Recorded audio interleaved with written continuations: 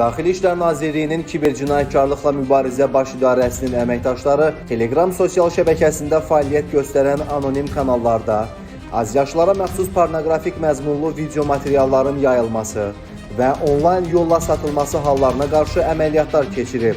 Tədbir zamanı həmin kanalların adminləri, şərti adları Arif Muradov və Fərid Süleymanov olan 2 nəfər kiberpolis tərəfindən saxlanılıb. Araşdırma zamanı məlum olub ki, saxlanılanlar Telegram sosial şəbəkəsində kanallar yaradaraq, həmin profillərdə azyaşların iştirakı ilə çəkilmiş video materialların paylaşılmasını və onlayn satışını həyata keçiriblər. Saxlanılan şəxslər pornoqrafik videoları satarkən, müxtəlif insanların adına olan bank kartlarından istifadə ediblər. Onlar kartlarda toplanan pul vəsaitlərini sonradan nağdlaşdırıblar. Aşkar olunan faktlarla bağlı araşdırmalar davam etdirilir. Bir daha sosial şəbəkə istifadəçilərinin nəzərinə çatdırırıq ki, azyaşların iştirakı ilə qeydə alınan və cəmiyyətdə mövcud olan etik davranış qaydalarına zidd hərəkətləri özündə əks etdirən video görüntülərin yayımı və satışı cinayət məsuliyyəti yaradır.